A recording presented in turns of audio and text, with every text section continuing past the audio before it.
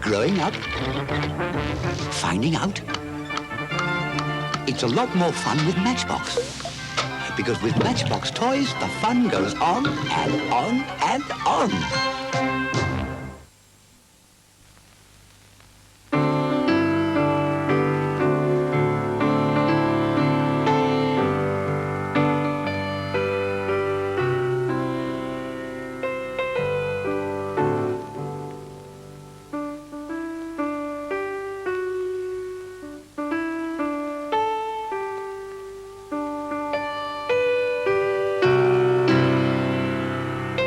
Post a little happiness. Get the most from your post. Imagine the reliability of a washing machine controlled by computer. A computer with no moving parts, programmed simply at a touch. Computer designed by Hoover to last well into the future and to take each new development in its stride, like the latest generation of powders. New system, Persil Automatic.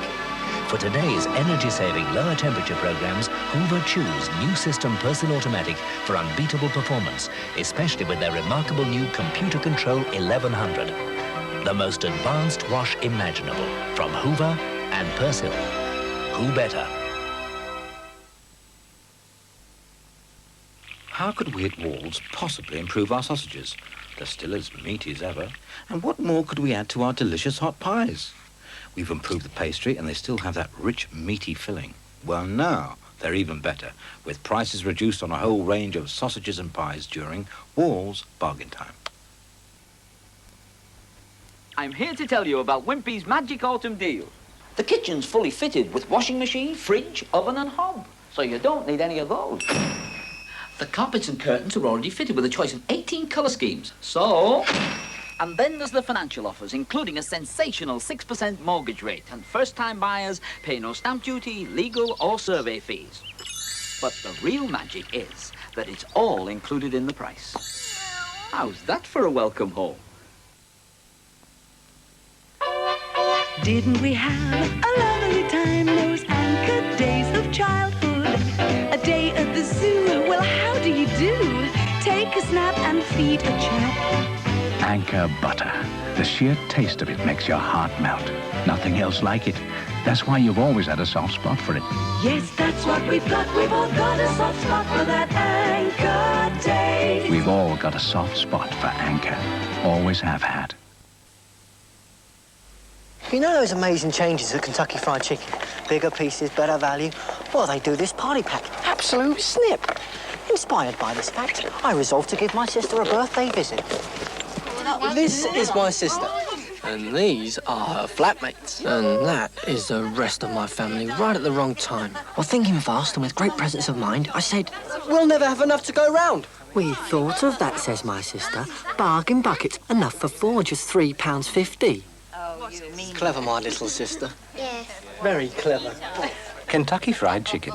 Good food was never such great value.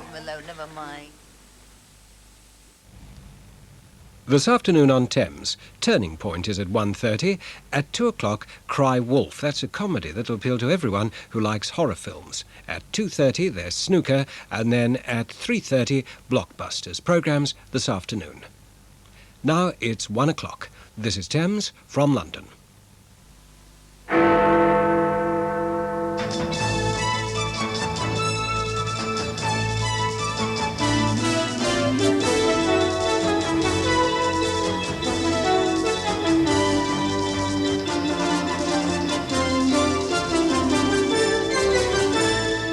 This is the News at 1 from ITN with Carol Barnes in London and Leonard Parkin in Brighton.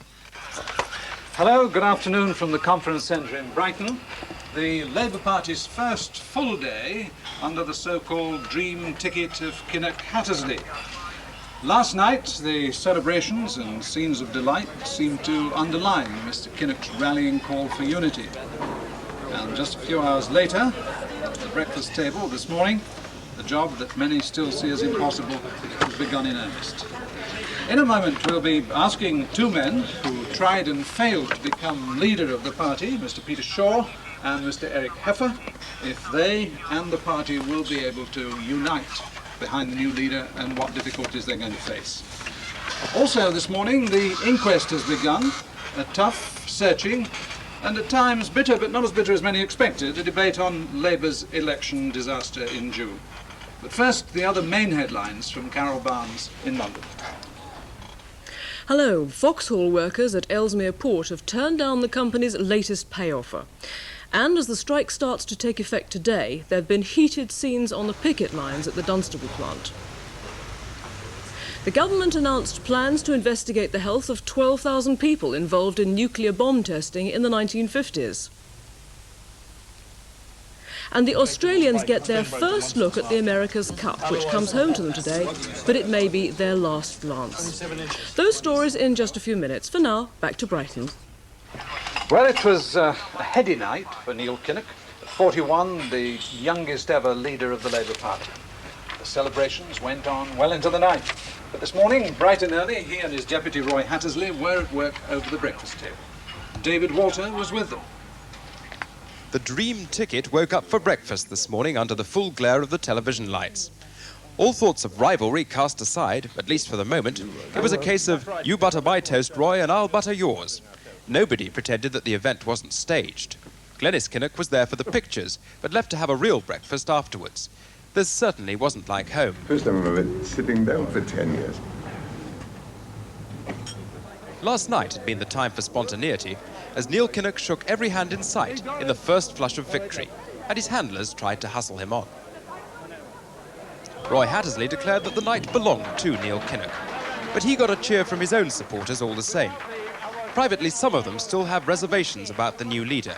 They talk of a 50-50 chance of revival at best. Meanwhile, the Kinnocks were heading in a socialist version of a royal progress to their victory party.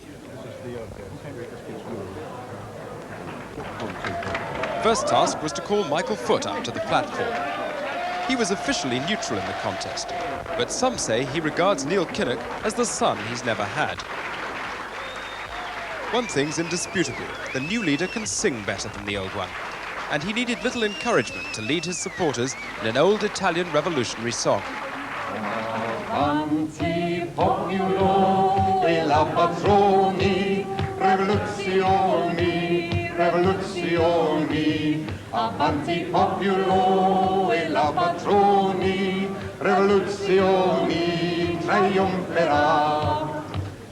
Rivoluzioni e trionferà, rivoluzioni e trionferà, rivoluzioni e trionferà, oh viva socialismo e la libertà.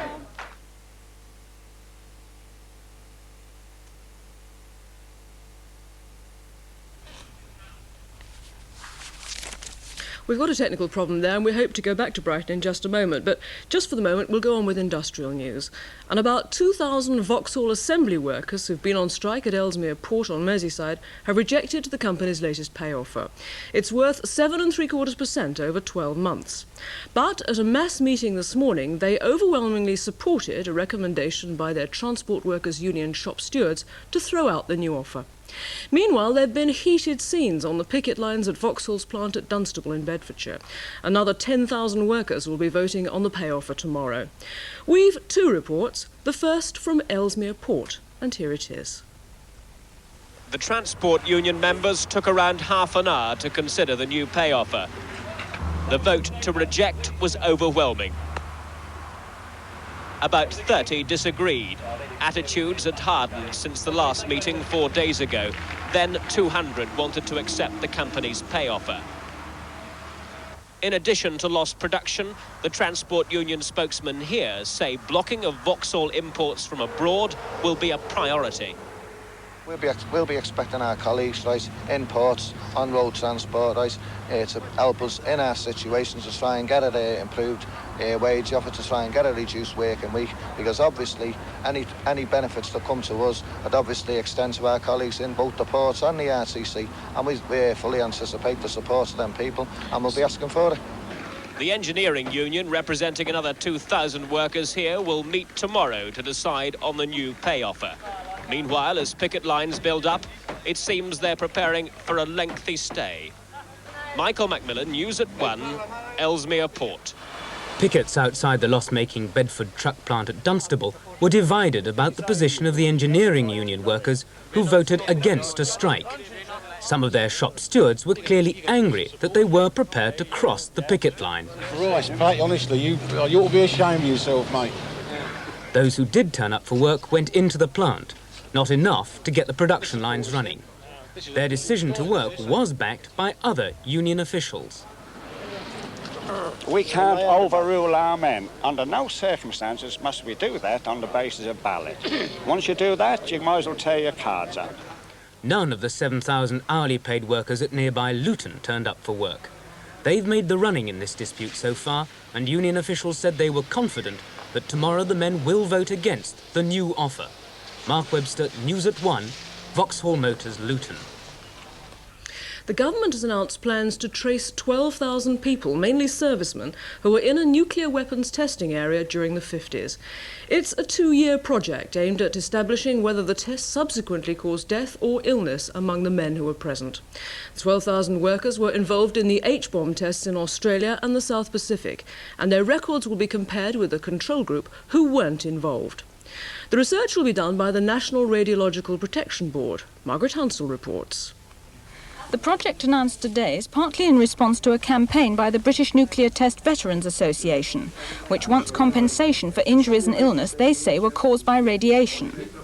Last month, the group decided to sue the government and challenge laws which prevent servicemen making such claims. The H-bomb blasts were carried out during the 50s in Australia and on Montebello and Christmas Islands in the Pacific. The government has always held that there's no evidence to support the association's claims. But recent research shows that more than 150 British ex-servicemen involved in the tests have since died from cancer or are suffering from illnesses which could be related to radiation. Many of the men who are on Christmas Island watched the atomic blast from the beach, not suspecting they were exposed to any fallout. And it's claimed that some working in the Pacific with atomic waste wore no protective clothing and worked on contaminated boats. So does the government now believe the illnesses were a direct result of the tests? Well, we're not sure. That's why we've set up the survey. We remain convinced that the precautions that were in place at the time were perfectly adequate. In the 1950s, we have paid a great deal of attention. We know that a great deal of attention was paid to those people who were doing the particularly dangerous jobs. And only now do we realize that perhaps we might include in a survey of this sort some of the people who were involved rather further away, weren't actually involved in the actual tests, but were in the rear areas providing the support facilities and so on. Now, they will all be included in this survey. You've appointed the NRPB to carry out the study. Are they the right group? They're a government-funded organisation. Won't there inevitably be claims of a whitewash here?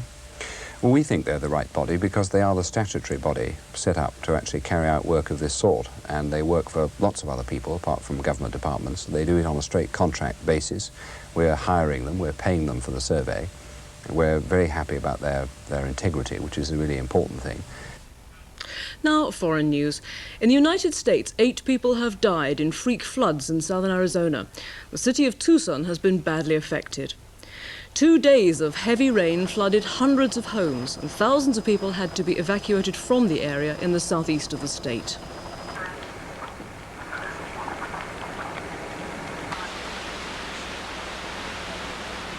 The government is giving aid to the victims after Arizona's governor declared a state of emergency.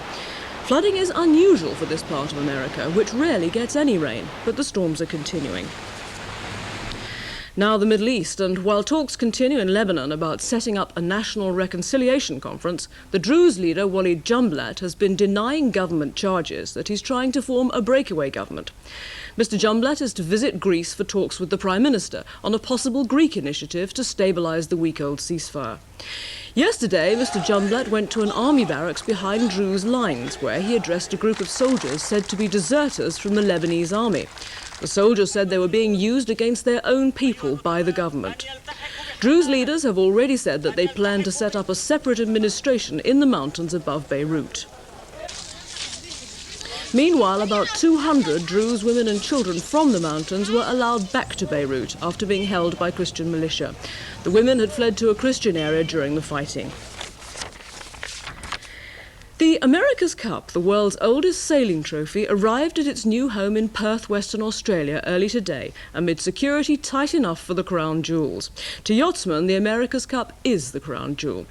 Australia, too, beat the American yacht Liberty, and the New York Yacht Club had to wave the cup goodbye for the first time in 132 years.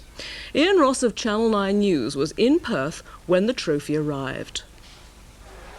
After staying up night after night to watch the America's Cup races, the people of Perth obviously didn't mind losing a little more sleep to welcome the trophy home in style. Even at 4 a.m, the Perth Airport terminal was crowded with well-wishers, some of whom had travelled hundreds of kilometres just to be there. The Cup arrived on a Qantas flight from London, the jet proudly bearing a special insignia, leaving no doubt as to its precious cargo. While security guards stood by, it was unloaded from the aircraft and taken to a waiting van for customs clearance. That done, the America's Cup was carried inside, not into the crowded terminal, but to be unveiled before members of the media.